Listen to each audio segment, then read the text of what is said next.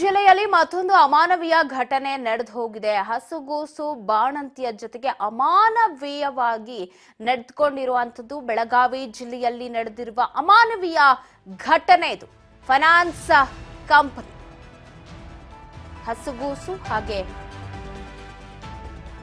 ಬಾಣಂತಿಯ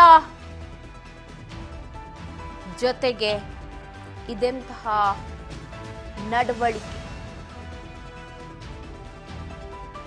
ಖಾಸಗಿ ಫೈನಾನ್ಸ್ ಕಂಪನಿಯಿಂದ ಅಮಾನವೀಯ ವರ್ತನೆ ನಡೆದಿದೆ.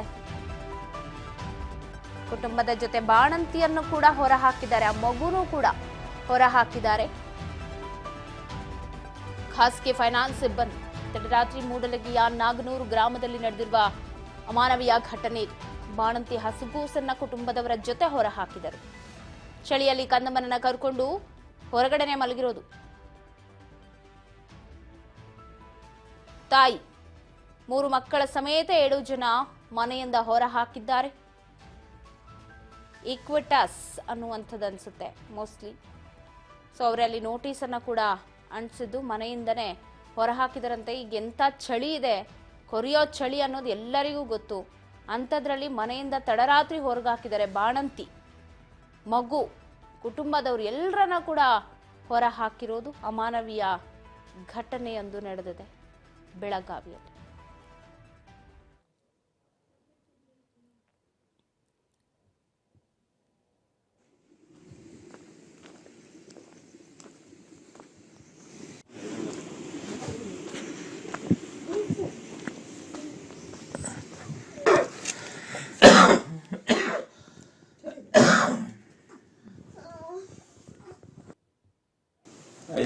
ತೊಂದ್ರೆ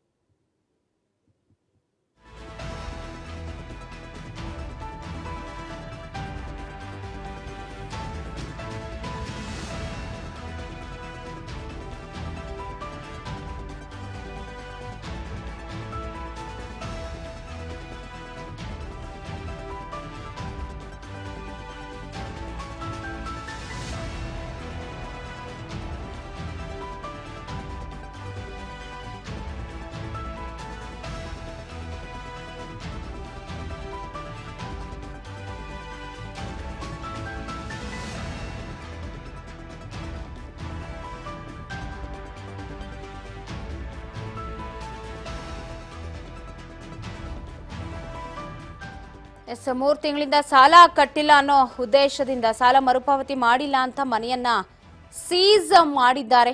ಹಸುಗೂಸು ಬಾಣಂತಿಯ ಜೊತೆಗೆ ಈ ರೀತಿ ನಡವಳಿಕೆ ಸರಿನಾ ಅಂತ ಈಕ್ವಿಟಾಸ್ ಅನ್ನುವಂತಹ ಫೈನಾನ್ಸ್ ಕಂಪನಿ ನಡೆಸಿರುವ ಅಮಾನವೀಯ ವರ್ತನೆ ಇದು. ತಡರಾತ್ರಿ ಕೊರಿಯೋ ಚಳಿಯಲ್ಲಿ ಕೂಡ ಬಾಣಂತಿ ಮಗುವನ್ನು ಹೊರಗಾಕಿದ್ದಾರೆ. ಸಾಲ ಮರುಪಾವತಿ ಮಾಡಲಿಲ್ಲ ಅನ್ನುವಂತಹ ಉದ್ದೇಶಕ್ಕೆ.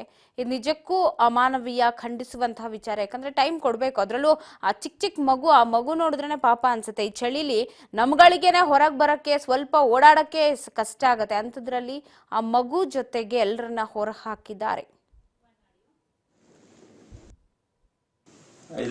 ತೊಗೊಂಡ್ರಿ 3,14,000 ತಗೋದ್ರಿ. ಬಂದು ಆಡೋರಿಗೆ ನಾ ಹೊರಗೆ ಹಾಕಿರ್ರಿ. ಅದೊಂದು ತಿಂಗಳು ಹುಡುಗತ್ರಿ, ಹೊರಗೆ ಹಾಕಿರ್ರಿ. ಹುಡುಗ ಇಲ್ಲೇ ಐತ್ರಿ, ಎತ್ಕೊಳ್ತದನ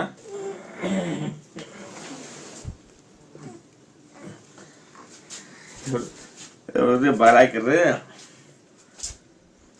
ಅದೇ ತಗೊಂಡ ಹೊರಗೆ ಹಾಕ್ಯಾರ. ಈ ಬಾಲ ಹಾಕ್ಯಾರ, ತರ್ಕಿಟ್ಟು ಇಡ್ಯಾರ್ರಿ, ತಿನ್ಯಾಗ ಹೊಂಟದ.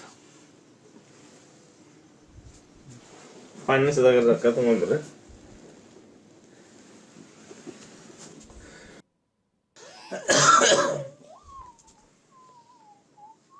ಜಬೈ